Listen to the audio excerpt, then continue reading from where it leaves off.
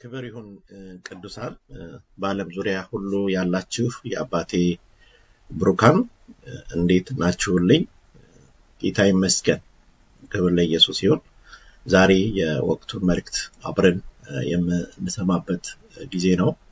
መንፈስ ቅዱስ ወደ ውስጤ እንድንካፈለው እንድንማርበትና እንድናየው የወቅቱን መልእክት ማቴዎስ ምዕራፍ 24ን ወደ ውስጤ አምጥቶታል መንፈስ ቅዱስ።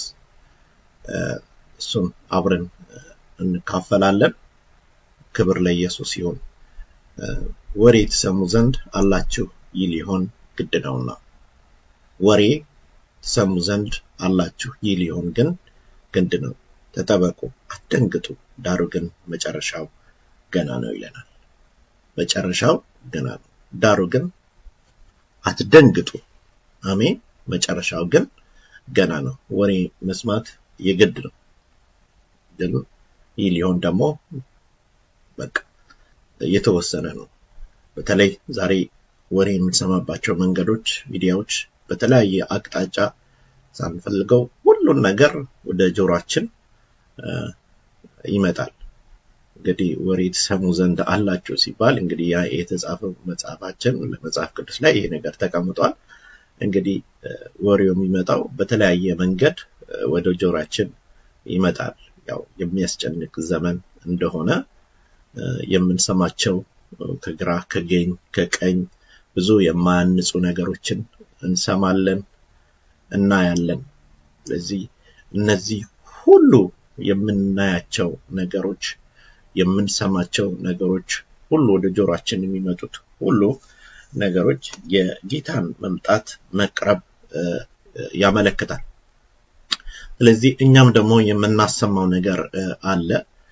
በመጨረሻው ዘመን ወንጌል ለፍጥረት ሁሉ ይሰማል ይላል። ደስ የሚለው ነገር አንድ የምስራች ነገር አለን። ደስ የሚል ነገር የፍቅር ወንጌል አለን። የምናወራው ነገር አለን። የተነሳውን ኢየሱስ ክርስቶስን እንሰብካለን። ሌላ የምንሰብከው ነገር የለም። ይሄ ነው የምስራች። ይሄ ነው አዲስ ነገር፣ ለሰዎች ሊነገር የሚገባው ነገር ይሄ ነው። ሰዎችን ሊያድናቸው የሚገባው ነገር የክርስቶስ ሞትና ትንሣኤው፣ በክርስቶስ ደም ታጥቦ የእግዚአብሔርን መንግስት መውረስ እንደሚቻል፣ ለዘላለም ሰዎች መኖር እንደሚችሉ በክርስቶስ በማመን የሚገኘውን የጽድቅ በክርስቶስ የምናገኘውን ጽድቅ የምንሰብክበት የምንናገርበት ወቅት ነው። ያው ሌሎቹ ወሬዎች እንዳሉ ሆነው ማለት ነው። እነዚህ የጭንቅ የመምጫው ምልክቶች በግራና በቀኝ ይሁን ከምንሰማቸው ድምጾች ባሻገር ደግሞ ድል የሚያደርግና የሚያስመልጥ አንድ የምስራች አለ። እርሱም የእግዚአብሔርን መንግስት ማውራት ነው። ጌታ ይመስገን።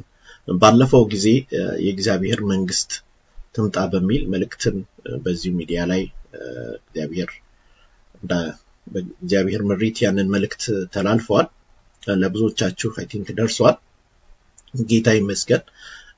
በመጽሐፍ ቅዱሳችን ላይ የእግዚአብሔርን መንግስት መምጣት እንደገና ደግሞ መጥቶ እንደሚወስደን ስፍራን እንደሚያዘጋጅልን ሁሌ ከኛ ጋር መሆኑን የሚያበስር ነው። በተለይ አዲስ ኪዳን ሄዶ ስፍራን እንደሚያዘጋጅልን ይናገረናል። ዮሐንስ ወንጌል ምዕራፍ 14 ላይ ልባችሁ አይታወክ፣ በእግዚአብሔር እመኑ፣ እኔ ሄጄ ስፍራን አዘጋጅላችኋለሁ ይላችኋል ሐዋርያት። ያው ለኛም ጭምር ማለት ነው። ጌታ ይመስገን። በተለይ አዲስ ነገር ነው ለነሱ።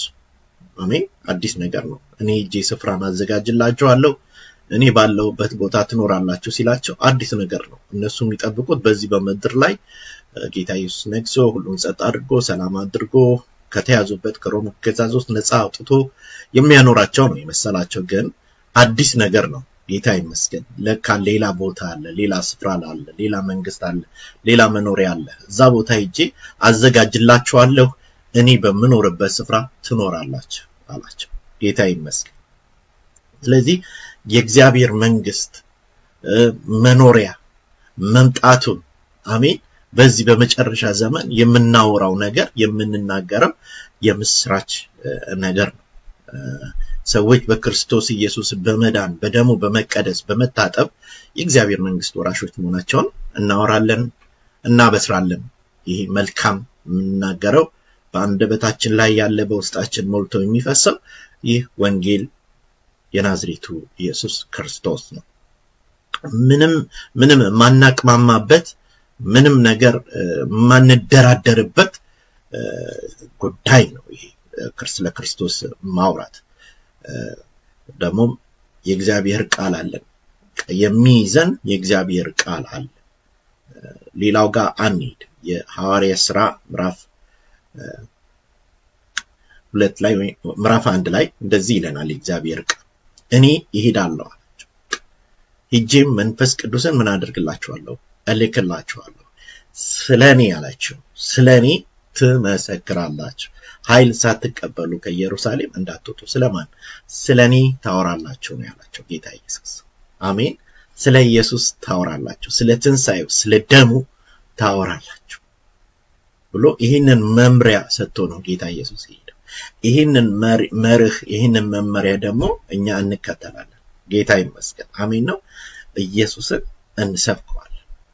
አሜን። ያስተማራችሁ ደቀ መዛሙርቴ እያደረጋችሁ እያጠመቃችሁ ደቀ መዛሙርቴ ደግሞ አድርጉ አለ ጌታ ኢየሱስ። ስለዚህ ለክርስቶስ ሰዎችን ደቀ መዛሙርት እናደርጋለን። በመንፈስ ቅዱስ ኃይል የምናወራው ስለ ክርስቶስ ኢየሱስ ነው። አሜን። የእግዚአብሔር የእውነት መንፈስ የነካቸውና የእግዚአብሔር መንፈስ በላያቸው ላይ ያለባቸው ሰዎች ስለ ኢየሱስ ክርስቶስ ነው የሚያወሩት። ጌታ ይመስገን። ስለ ሌላ ነገር አያወሩም። ስለ ሌላ ነገር አያወሩም። ጌታ ይመስገን። ስለዚህ ክርስቶስ ይመጣል። ይህ ጥያቄ እንግዲህ ደቀ መዛሙርት ናቸው የጠየቁት። ለምን እኔ ሄዳለሁ ስፍራ ማዘጋጅላችኋለሁ ብሏቸዋል። አሁን የሚቀጥለው ጥያቄ ይህ ነው። መቼ ነው የመምጫህ ቀን የሚል ጥያቄ ጌታ ኢየሱስን ሲጠይቁት እንመለከታለን። የመጨረሻው ምልክቶች መቼ ነው የምትመጣው ብለው ይጠይቁታል። በዛሬው ዘመን በዙሪያችን የምናያቸው ነገሮች ሁሉ እየተለወጡ የተፈጥሮ አደጋዎች፣ ወረርሽኞች፣ ኢኮኖሚው፣ ቀውሱ፣ የሞራል ብልሽት እነዚህ ሁሉ ነገሮች የመጨረሻው ምልክቶች እንደደረሱ ያመለክቱናል፣ የሚጠቁሙ ናቸው እነዚህ ነገሮች ሁሉ። ይህ ጥያቄ ደግሞ የብዙ ሰዎች ጥያቄ ነው። የመጨረሻው ነገር ምንድነው? በቃ ሰው የመጨረሻውን ነገር ወደፊት ያለውን ነገር ለመስማት የሚጓጓበት ዘመን ይህ ነው። በተለይ በቤተ ክርስቲያንም ሆነ በተለያየ አገልግሎት የእግዚአብሔር ሰዎች ነቢያቶች እንኳን በሚያገለግሉበት ጊዜ ሰዎች የፊውቸራቸውን ሲነገራቸው በጣም ደስ ይላቸው። እንዲህ ትሆናለህ፣ እንዲህ ትደረጋለህ፣ እንዲህ ትሆናለህ። የአስቀድመው በፊት የሚመጣውን ነገር ሲነግሯቸው ደስ ይላቸው። የኋላውን ነገር ደግሞ ሲነግሯቸው እንዲህ ነበርኩ ብለው እንትን ይላሉና ሰው ምን ከፊት ለፊቱ ምን እንደሚያገኝ መስማት ከሚፈልጋቸው ነገሮች አንዱ ጥያቄ የሚያቀርበው ይህ ነው። ይህንን ነው ደግሞ ሰው ሲሰማ በጣም ልቡ የሚታነጽ ደስ የሚለው ይህንን ነው። ስለዚህ ይሄ ጥያቄ እነዚህ አይነት ጥያቄዎች ጌታ ኢየሱስን ይጠይቁት ነበር። ሐዋርያት ጌታ ኢየሱስን ይጠይቁት ነበር። በቃ ለዚህ ጥያቄ ደግሞ መልስ ይሰጣቸው ነበር። ጌታ ይመስገን። አሜን ነው። አንዳንዴም ልባቸውን አውቆ ነበር መልስ የሚሰጣቸው። ግን ጥያቄውን ገና ሳይጠይቁ ልባቸውን አውቆ ተረድቶላቸው ጥያቄዎቻቸውን ይመልስላቸዋል። ልባችሁ አይታወቅ፣ እኔ እጄ ስፍራን አዘጋጅላችኋለሁ፣ እኔ በምኖርበት ስፍራ ትኖራላችሁ፣ እኔ ሄዳለሁ፣ መንፈስ ቅዱስን አጽናኙን እልክላችኋለሁ፣ አሜን፣ ስለኔ ታወራላችሁ እያለ ልባቸውን ይደግፍላቸው ነበር። የፊታቸውን ከፊታቸው ያለውን ነገር ያሳያቸው ነበር። ተስፋቸውን ያሳያቸው ነበር። አሜን ነው። ትልቅ ተስፋ አለን። አሁን የምናወራው የምንናገረው ነው። ተስፋቸውን ያድስላቸው ነበር፣ ያጸናቸው ነበር፣ ያበረታቸው ነበርና በዚህም በማቴዎስ ምዕራፍ 24 ላይ የምናየው የብዙ ሰዎች ጥያቄ ይህ ነው ወገኖች። ይህ ነው ሰዎች የሚጠይቋቸው ጥያቄዎች። የወደፊቱን እቅድ ማወቅን እንፈልጋለን ይላሉ። በቃ ጥያቄያቸው ይህ ነው። ወደ ተለያየ ቦታ ሄደው ይጠይቃሉ። የእግዚአብሔር ያለው ዕቅድ ምንድነው ማወቅ የምንፈልገው ነገር ብለው ይጠይቃሉ። ይህ ጥያቄ ደግሞ ደቀ መዛሙርት ጋር ነበር። መቼ ነው መምጫ ብለው ይጠይቁታል። መቼ ነው ጌታ ኢየሱስ መጣ? ወገኖች መቼ ነው? ዛሬ በዘመናችን ሰዎች በቃ በጣም የተሰላቹበት ሁኔታ እናያለን። አንዳንድ ጊዜ ለሰዎች ይሄንን የመንግስቱን ወንጌል ወይም ስራ ስትነግሯቸው ይሄው ብዙ አመት ኖርኩኝ ይመጣል ይባላል፣ አሁንም እንደዚያው ነው፣ አሁንም እንደዛው ነው እያሉ ይናገራሉ። ወገኖች ይሄ እኮ የዛሬ 2000 ዓመት ሐዋርያት እኮ ነው መቼ ትመጣለህ ብለው የሰጡት ምልክት አሁን እኛ ኦሬዲ እያየነው እንደሆነ መጽሐፍ ቅዱሳችን ላይ ተቀምጦልናል። ተውት ሌላውን ወሬ በአንድ ጊዜ የትም ቦታ መስማት ይቻላል።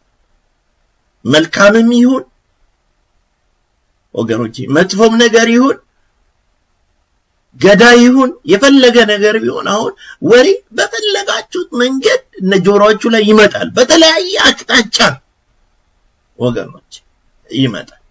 ስለዚህ ወሬ ሲል ያው እዚህ ጋር ወሬ ትሰሙ ዘንድ አላችሁ ሲል በቃ በምን እንደሚመጣ እናውቀው፣ ግን ይመጣል። በቃ ሁሉ ነገር ወደ በምድር ላይ ያለው ጦርነቱ፣ ወረርሽኙ፣ የኢኮኖሚው ውድቀት፣ የሞራል ብልሽነቱ ወገኖች እነዚህ ነገሮች ሁሉ የመጨረሻውን ነገር የሚያመለክቱን የሚያሳዩ ነገሮች ናቸው። የተፈጥሮ አደጋዎች፣ የምድር መንቀጥቀጦች፣ ጦርነቶች፣ ፍርሃት፣ ጭንቀት፣ ሁከት እነዚህ ነገሮች ይመጣል እንሰማችሁ።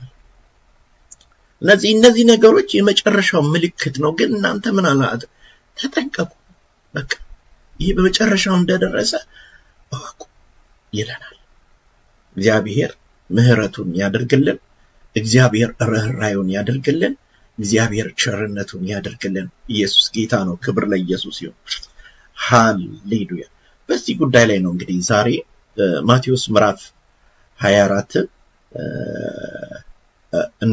እንመለከታለን። እግዚአብሔር ደግሞ በዛ ውስጥ ለኔና ለናንተ የሚያስተምረንን ነገር እንሰማለን። ይሄንን ዝማሬ አብረን እናመልካለን። ጌታ ይመስገን። አብረን እናመልካለን። እግዚአብሔር በዚህ ውስጥ ደግሞ የሚናገረን ነገር ይኖራል። ጌታ አብረን እናመልካለን። እግዚአብሔር በዚህ ውስጥ ደግሞ የሚናገረን ነገር ይኖራል። ጌታ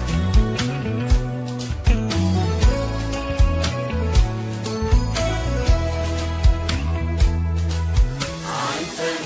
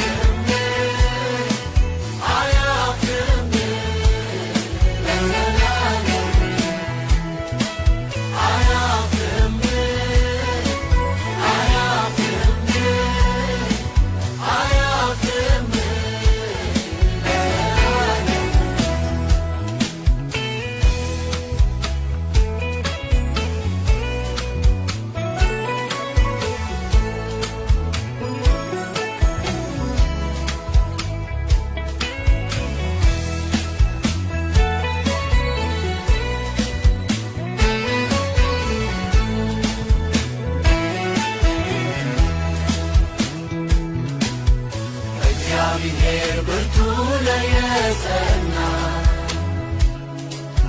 ታምኖብህ ያፈረ ማን አለና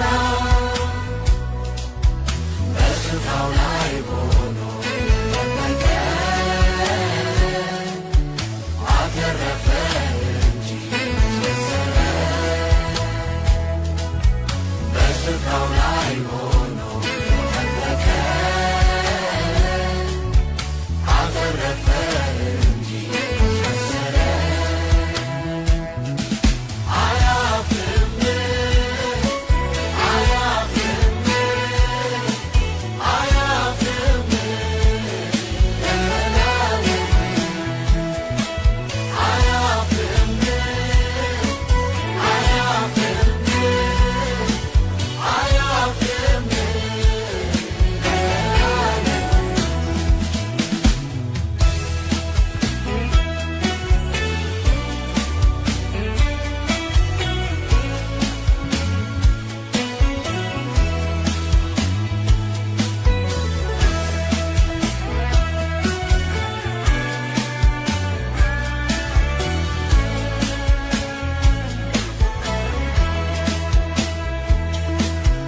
አብርሃም አመነ ቃልን ብቻ ይዞ በረሃ ቀረ ካንተ ካተርዞ እንዳሸዋ በታዝ ተመነነ በኪዳን ታምኖ ተስፋውን ወረሰ እንዳሸዋ በታዝ ተመነነ በኪዳን ታምኖ ተስፋውን ወረሰ አብርሃም አመነ ቃልን ብቻ ይዞ በረሃ ቀረ ካንተ ጋር ተጉዞ እንዳሸዋ በታዝ ተመነነ በኪዳን ታምኖ ተስፋውን ወረሰ እንዳሸዋ በታዝ ተመነነ በኪዳን ታምኖ ተስፋውን ወረሰ የሚመካ በእግዚአብሔር ይመካ የሚደገፍ በእግዚአብሔር ይደገፍ የሚመካ በእግዚአብሔር ይመካ የሚደገፍ በእግዚአብሔር ይደገፍ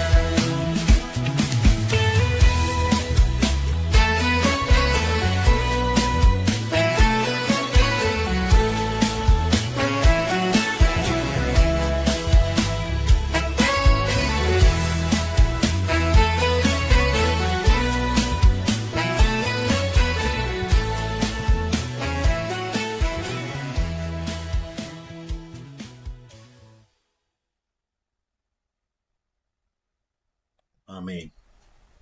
ክብር ለኢየሱስ ይሁን። ክብር ለኢየሱስ ይሁን። ጌታ ይመጣል። ወሬ ትሰሙ ዘንድ አላችሁ፣ ይህ ሊሆን ግድ ነውና። አሜን። ተጠንቀቁ፣ አትደንግጡ። አርበን የመጨረሻው ዘመን ገና ነው። ጌታ ይመስገን።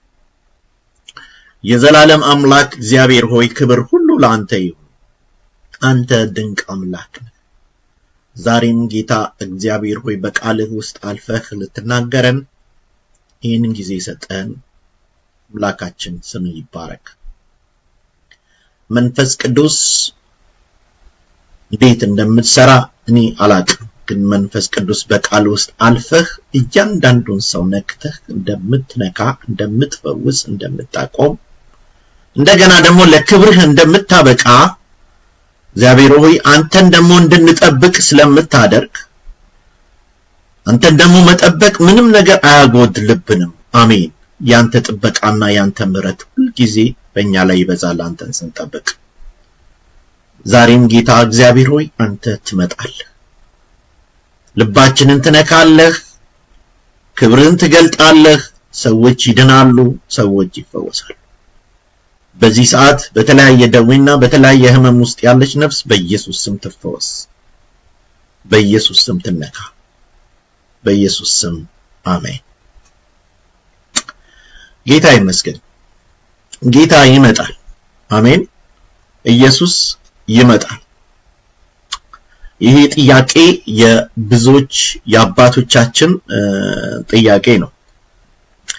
ዛሬም በአብያተ ክርስቲያናት በቅዱሳን ቤት በሁሉ ቦታ በእውነት ኢየሱስ መቼ ይመጣል? መቼ ይመጣል? ከዚህ ዓለም መቼ እናርፋለን ብለው የሚጠይቁ ብዙዎች ናቸው። እኔም አንዱ ነኝ። ጌታ ኢየሱስ መቼ ትመጣል? የጌታን መምጣት ደግሞ የሚጠባበቅ ይላል አንድም የጸጋ ስጦታ አይጎልበትም ይላል አንደኛ ቆሮንቶስ ላይ። ጌታን ስንጠባበቅ በመጠበቅ ውስጥ የምናደርጋቸው ነገሮች ይኖራሉ። ንጹህ አምልኮ ይኖራል፣ ቅድስና ይኖራል። ጌታ ይመስገን። ጥሩ ህብረት ይኖራል። ኢየሱስ ጌታ ነው። አሜን። እግዚአብሔር ጌታ ኢየሱስን የሚጠባበቁ ሰዎች እነዚህ መህሮች በመጠበቅ ውስጥ የሚመጡ የእግዚአብሔር ክብርና የእግዚአብሔር ጉብኝቶች አሉ። አሜን። በዛ ውስጥ የእግዚአብሔር ጸጋ የእግዚአብሔር ክብር ደግሞ ይበዛል በመጠበቅ ውስጥ። ስለዚህ ትልቁ ጥያቄያቸው መች ትመጣል? ምልክቱስ ምንድነው? የመምጫትህ ምልክቱ ምንድነው? እባክህን ንገረን አሉ። ጌታ ይመስገን። በተለይ ደግሞ ከነሱ ይልቅ ደግሞ እኛ በጣም ቀርበናል ወገኖች። ዛሬ ይሄ ነገር ልንጠይቀው የሚገባ ጥያቄ ነው። ጌታ ኢየሱስ መቼ ትመጣል? እሱ ነው እረፍታችን፣ እርሱ ነው መዳናችን። አሜን። እሱ ነው ለዘላለም የምንኖርበት ክብራችን፣ ምስጋናችን እሱ ስለሆነ ማለት ነው። ጌታ ይመስገን። እነርሱም በደብረ ዘይት ተቀምጦ ሳለ ደቀ መዛሙርቱም ለብቻቸው ወደ እርሱ ቀርበው ንገረን፣ ይህ መቼ ይሆናል?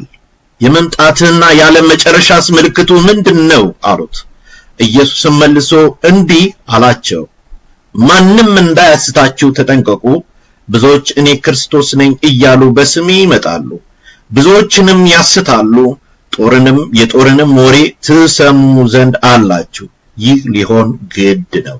ተጠበቁ፣ አትደንግጡ። ዳሩ ግን መጨረሻው ገና ነው። ሕዝብ በሕዝብ ላይ፣ መንግስት በመንግስት ላይ ይነሳል። ረሃብና ቸነፈር፣ የምድርም መናወጥ በልዩ ልዩ ስፍራዎች ይሆናሉ። እነዚህን ሁሉ የምጣር መጀመሪያ ናቸው። በዚያን ጊዜ ለመከራ አሳልፈው ይሰጧችኋል፣ ይገድሏችሁማል። ስለ ስሜም በአሕዛብ ሁሉ የተጠላችሁ ትሆናላችሁ።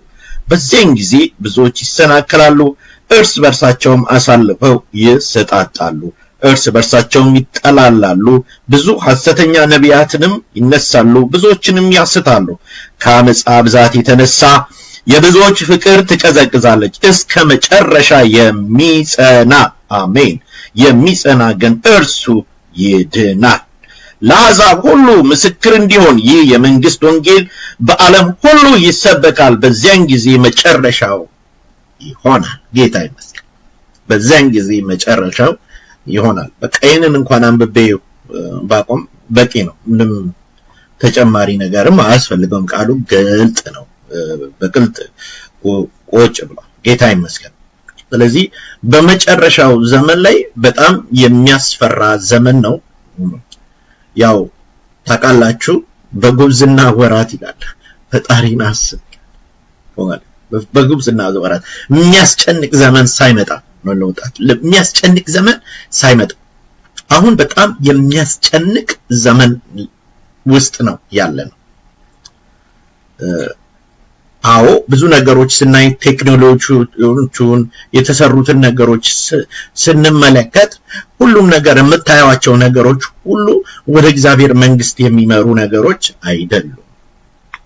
እንደውም ሞር ወደ ጥፋቱ የሚወስዱን ነገሮች ነው አሁን በዓለም ዙሪያ ላይ እየተሰሩ ያሉት ነገሮች።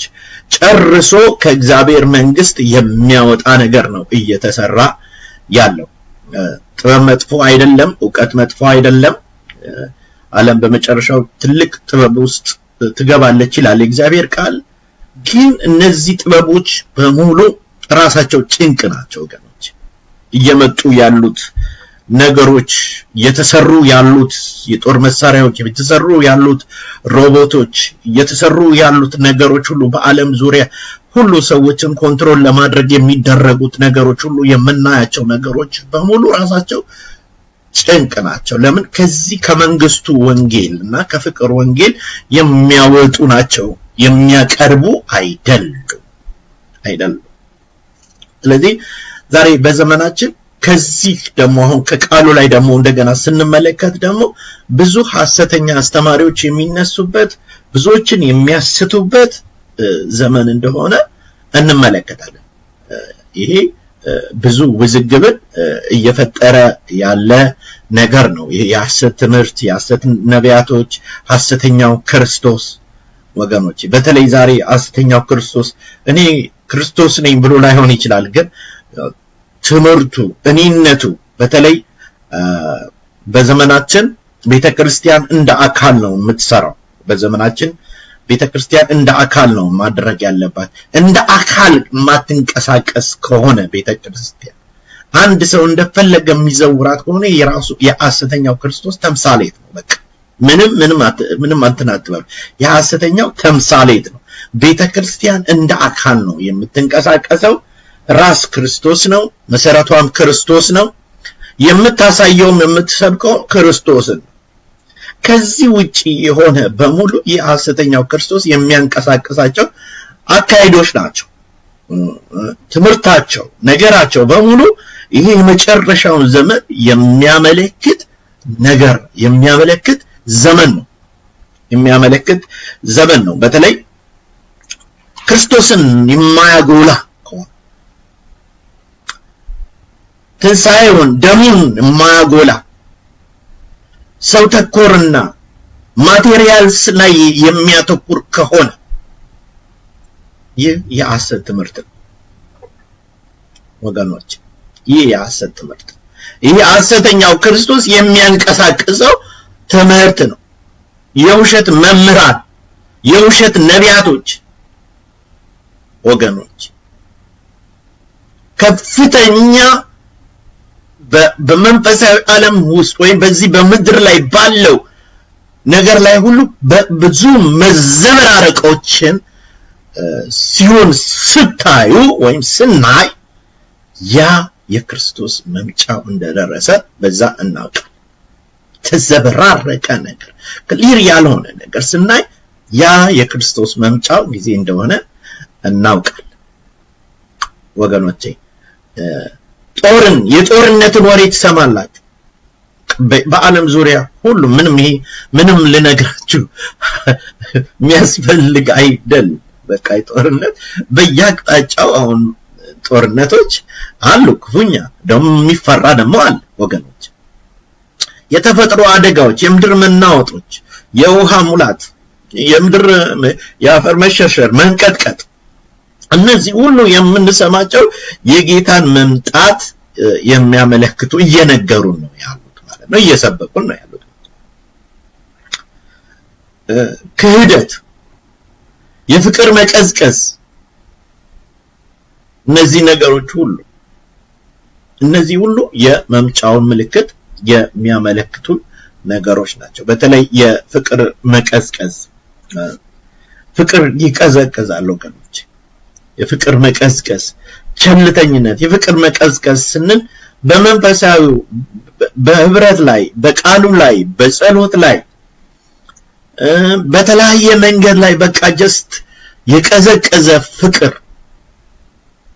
ወገኖቼ፣ ትኩረት የሌለው ጥማት የሌለው ህብረተሰብ፣ እግዚአብሔርን የማይጠማ መንፈሳዊ ነገርን የማይጠማ ህብረትን የማይጠማ አምልኮን ለማምጣት የሚቸገርበት ዘመን፣ ቃሉን ለማንበብ ለመስማት የሚቸገርበት ዘመን፣ ጧትና ማታ ይጸልይ የነበረው አሁን ላለመጸልይ የማይጸልይ የማይበረታ የማያስብ ትውልድ የሚሆንበት ዘመን ይሆናል። በቃ ፍቅሩ ይቀዘቅዛል። ለሰዎች ያለን ለመንፈሳዊ ነገሮችም ያለን ነገር ሁሉ የወረደ ዘመን ይሆናል። ለተሰጠን ደህንነት የቀዘቀዘ ፍቅር። እነዚህ ሁሉ ምንድናቸው? የመጨረሻው ዘመን፣ ሰው ለሰው የማያዝንበት፣ ሰው በሰው ላይ የሚጨክንበት ዘመን፣ አንዱ አንዱን የሚያስርበት አንዱ አንዱን የሚገድልበት ለአንዱ ህመም የሚሆንበት ዘመን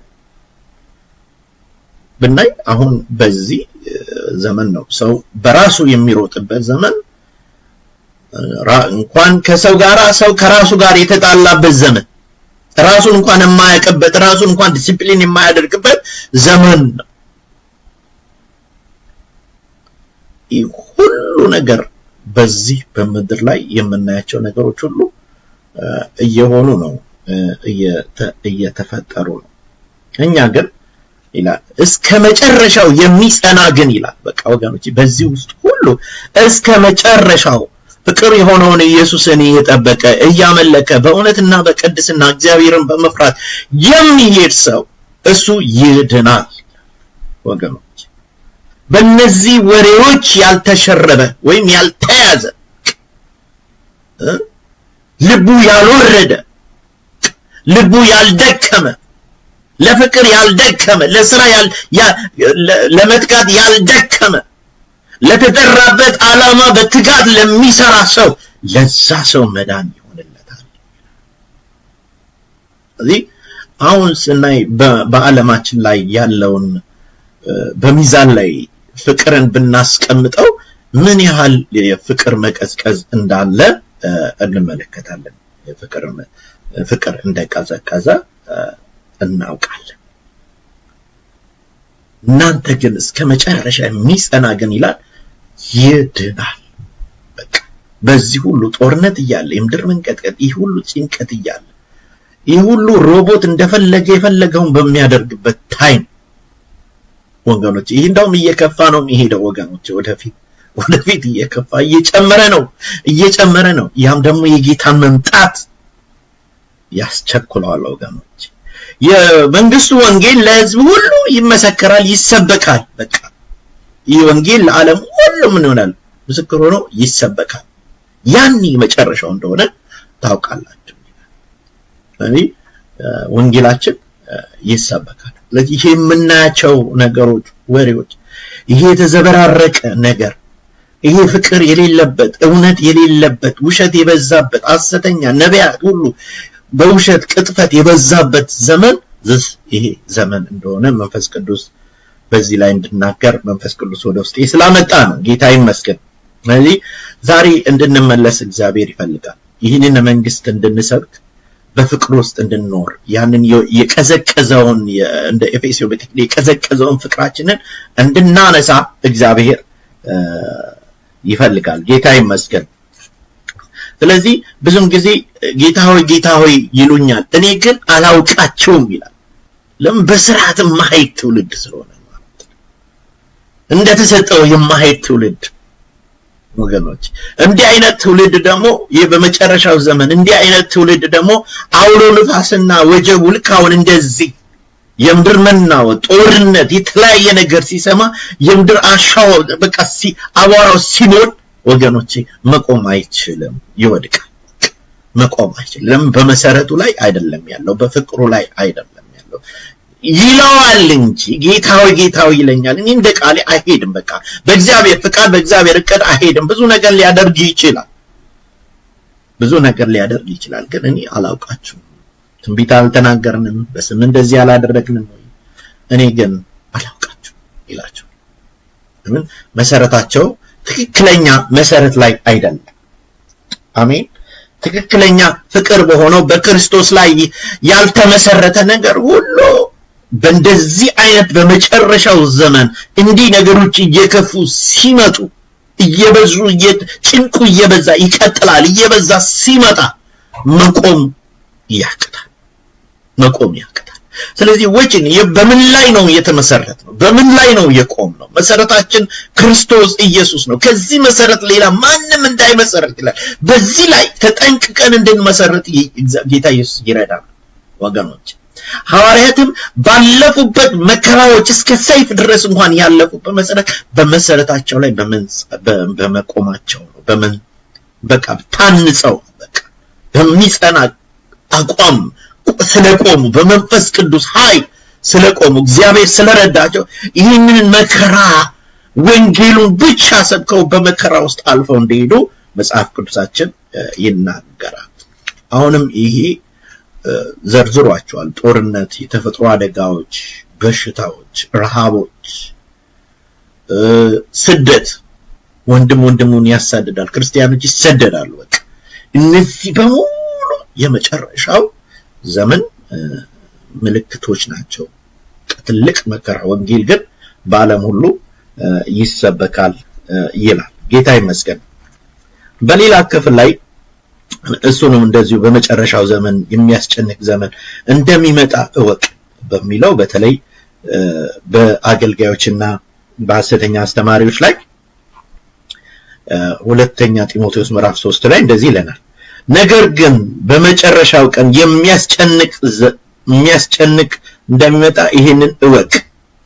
ሰዎች ራሳቸውን የሚወዱ ይሆናሉ፣ ገንዘብን የሚወዱ፣ ትዕቢተኞች፣ ተሳዳቢዎች፣ ለወላጆቻቸው የማይታዘዙ፣ የማያመሰግኑ፣ ቅድስና የሌላቸው፣ ፍቅር የሌላቸው፣ እርቅን የማይሰሙ፣ ሐሜተኞች፣ ራሳቸውን የማይገዙ፣ ጨካኞች፣ መልካም የሆነውን የማይወዱ፣ ከዳተኞች፣ ችኩሎች፣ በትዕቢት የተነፉ፣ ከእግዚአብሔር ይልቅ ተድላን የሚወዱ ይሆናሉ።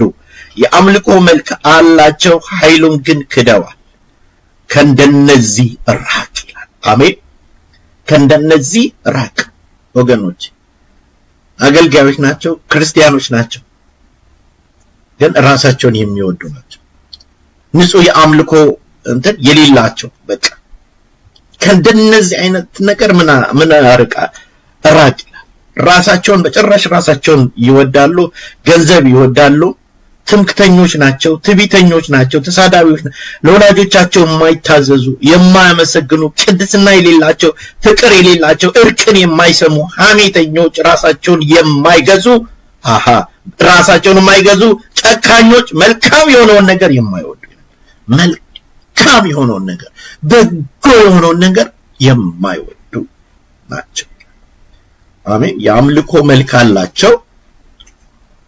ጥሩ ሊያመልኩ ይችላሉ። ስታያቸው የአምልኮ መልክ አላቸው፣ ሊሰብኩም ይችላሉ።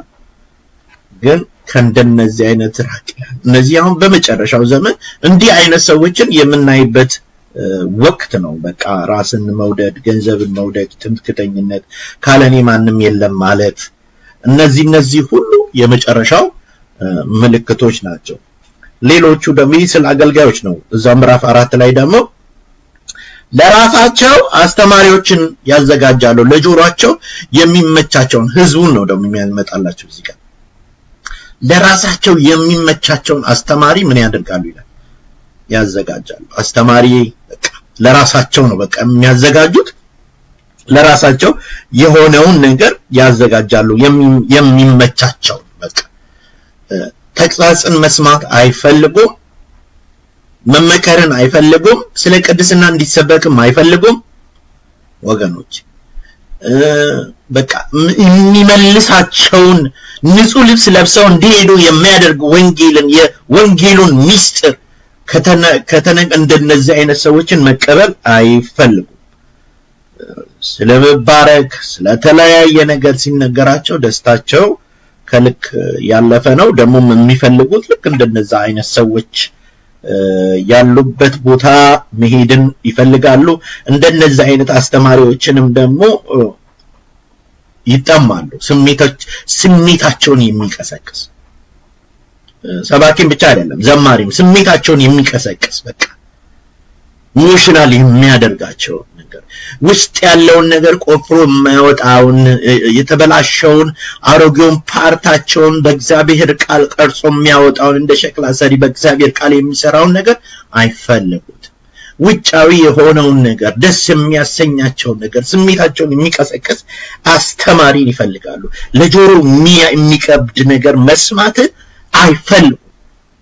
ይህ የመጨረሻው ዘመን ምልክት ነው እና እያየ ነው።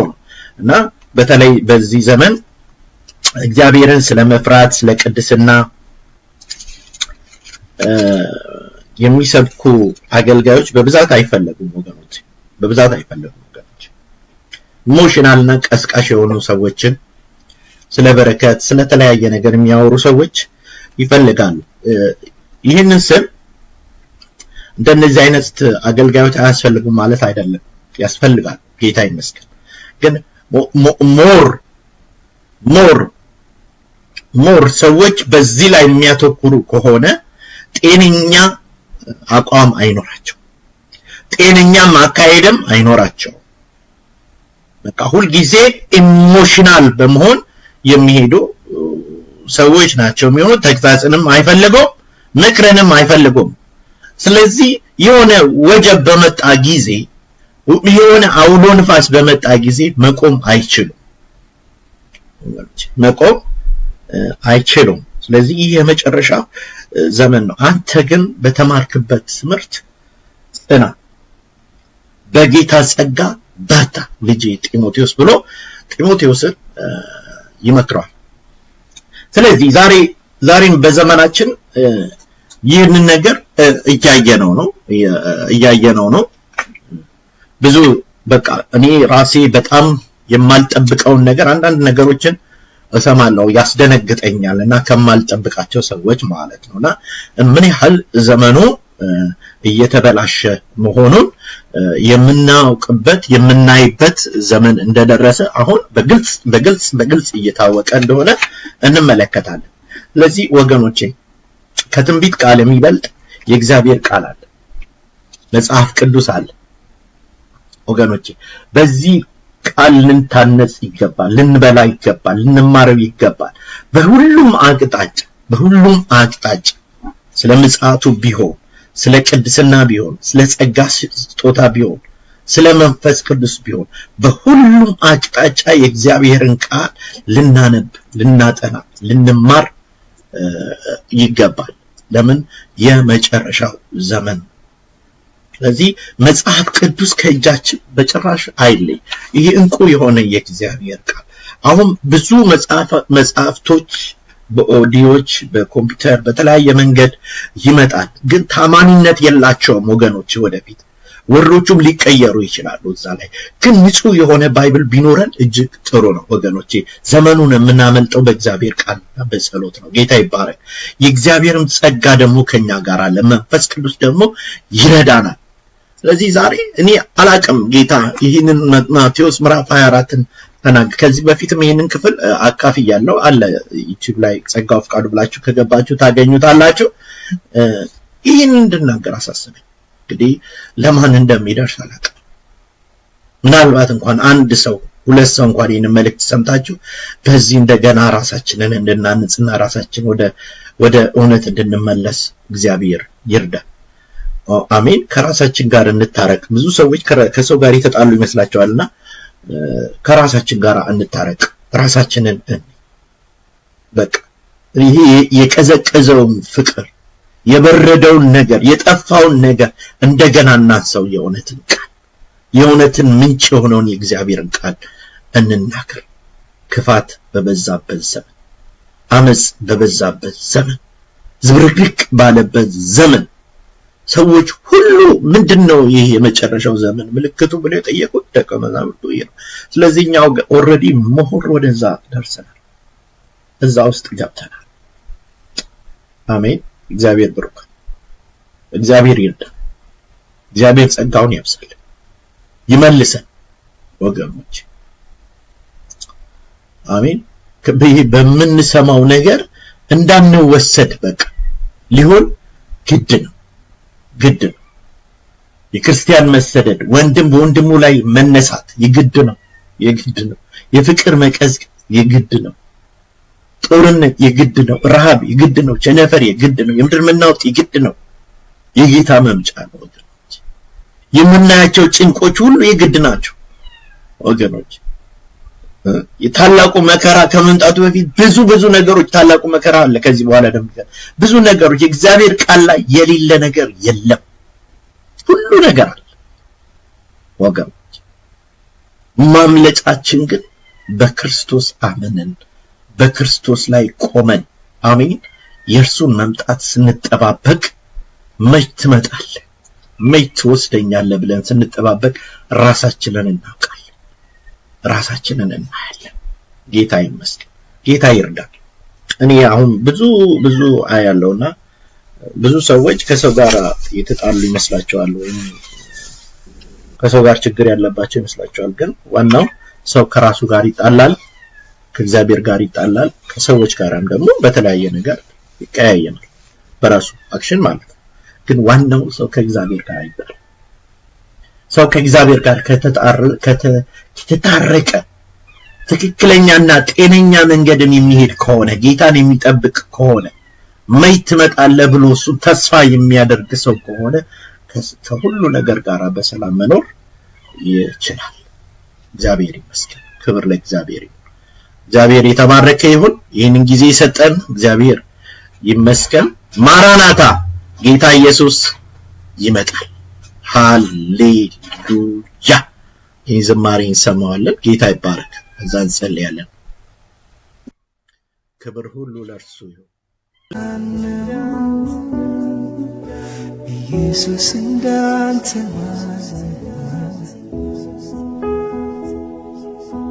ምሕረትን አይቼ እንጂ ፍቅርህን ቀምሼ እንጂ ምሕረትን አይቼ እንጂ ፍቅርህን ቀምሼ እንጂ ጌታ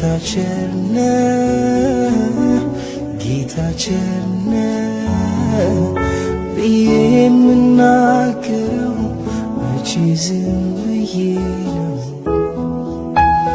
ጌታ ቸር ነው ብዬ የምናገረው መቼ ዝም ብዬ መኖር ካንተ ጋር ነው እንጂ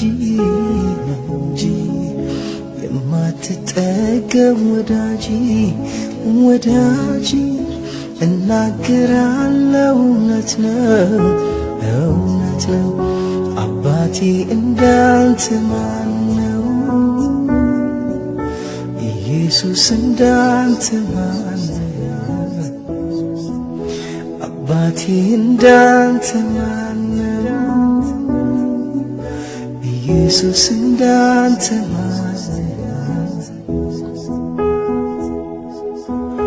አንተን ማወቅ መታደል ክብር እንጂ ምን ልበል አንተን ማወቅ መታደል ክብር እንጂ ምን ልበል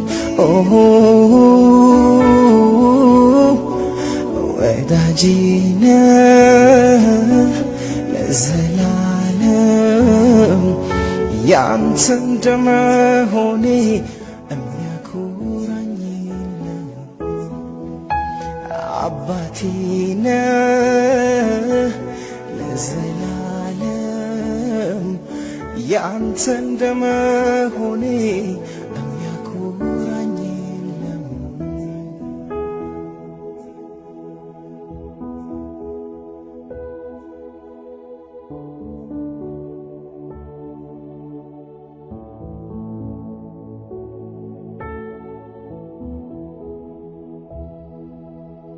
ያርክልኝ በዛ ምሕረት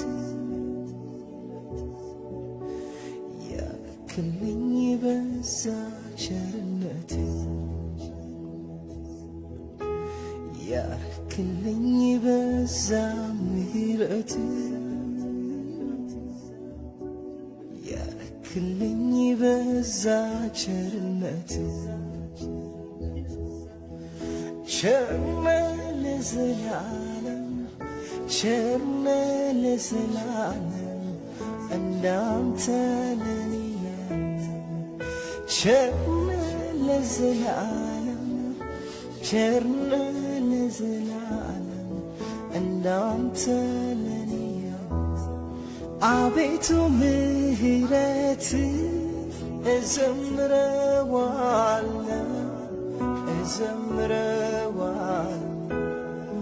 ማዳንህን ደግሞ ሁሌ አወራዋለሁ ሁሌ አወራዋለሁ ፈቅጄ ላመልክ ራሴን ሰጥሃለሁ ራሴን ሰጥቻለሁ ጉብዝናዬን ላንተ አስገዛልሃለሁ አስገዛልሃለሁ ቸርነህ ለዘላለም እንዳንተ ቸርነህ ለዘላለም እንዳንተ ያክልኝ በዛ ምሕረት ያክልኝ በዛ ቸርነት ያክልኝ በዛ ምሕረት ያክልኝ በዛ ቸርነት ቸርነህ ለዘላለም እንዳንተ ቸርነህ ለዘላለም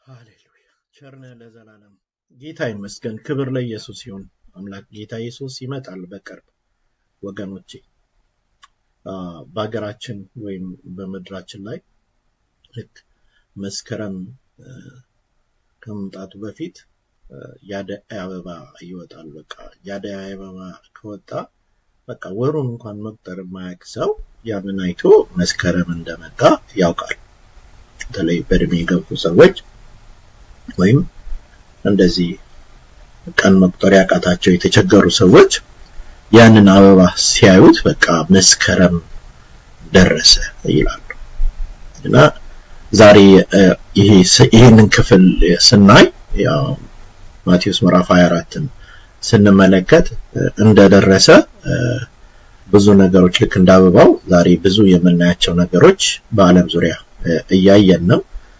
እየተመለከትን ነው በዛ ግንዛቤ አለን የጌታ መምጣት እንደደረሰ ስለዚህ እኔና እናንተ መች እንደሚመጣ እናቅ ግን መጠንቀቅ አለብን ጌታ ይመስገን አሜን መጠንቀቅ አለብን በታማኝነት ደግሞ ጌታን ማገልገል አለብን በተሰጠን ነገር በታማኝነት ጌታን ማገልገል አለብን በቃ ካለመዘንጋት ጌታ መች እንደሚመጣ እናቅም ሰዓቱን አናቅም ግን ያው በለስ እንዴት እንደምታቆጠቁጥና ሰዓቱ እንዴት እንደምትመጣ ታውቃላችሁ እንዴት በሰዓቱ በዛ እናውቃለን እና መምጫውን በደንብ በዚህ ወቅቱ በደንብ አብቦ እያያየው ነው ፈቅቷል በቃ መምጫው አውቀነዋል ስለዚህ ልክ በታማኝነት እግዚአብሔርን እንድናገለግለው ይፈልጋሉ ወገኖቼ ታማኝነትን እግዚአብሔር ይፈልጋል እግዚአብሔር ይርዳል እና ደግሞ መጠንቀቅ አለብን ጌታ ይመስገን አሜን በምን ሰዓት እንደሚመጣ አናውቅ ተጠንቅቀን እንድንጠብቅ እንድናገለግለው እግዚአብሔር ይፈልጋል መጠንቀቅ ያስፈልገናል ዝግጅት ያስፈልገናል ለዚህ ነገር ጌታ ይሁን ማመን አለብን በቃ መቁረጥ አለብን ማገልገል አለብን እስከ መጨረሻ ድረስ ተስፋ ልናደርገው ይገባል አሜን ተስፋችን ስለሆነ ደግሞ ተስፋ ልናደርገው ይገባል ስለዚህ በመጨረሻው ጊዜ ጌታ ኢየሱስ በቅርብ ይመጣል ለዚህ ለፍቅር ደግሞ እንዘጋጅ ፍቅር የሆነውን ኢየሱስን ለመቀበል እንዘጋጅ በፍቅር እናገልግል በታማኝነት እናገልግል ተጠንቅቀን እንኑር ጌታ ደግሞ ያግዘናል ጌታ ይመስገን መንፈስ ቅዱስ ይረዳናል ጌታ ይባረክ በዚህ መጨረሻው ዘመን ላይ ነን ያለን ወደዚህ ውልፍ ልንል አንችልም በቃ ያ ታማኝነታችንን በፍቅር የምንገልጸው መግለጥ አለብን ሃሌሉያ ጌታ ሆይ ተመስገን ዛሬም በዓለም ዙሪያ ያሉ ወገኖችና እህቶቼ ሁሉ እግዚአብሔር ሆይ አንተን በመጠበቅ በታማኝነት መች እንደምትመጣ አናውቅም፣ ግን በታማኝነት በመጠበቅ በእምነት ተስፋችንን አንተን እንድንጠብቅ የሚረዳ ጸጋ የሚያግዘን ነገር ሁሉ በእያንዳንዳችን ጓዳ ይምጣ። እርዳን። ዛሬም ልታግዘን ይህንን የጊዜውን ቃል ላክልን። የመጨረሻው ዘመን ነው አልከን። ይህንን ከሰማን ይህንን ካስተዋልን እግዚአብሔር ሆይ እንቆማለን። እግዚአብሔር ሆይ ጸጋህን አብዛ። በኢየሱስ ስም ማንኛውም የጠላት ሥራ የጠላት እቅድ ሁሉ በኢየሱስ ስም የተመታ ይሁን። በኢየሱስ ስም አሜን አሜን። ክብር ለእግዚአብሔር ይሁን። ተባረኩ ቅዱሳን።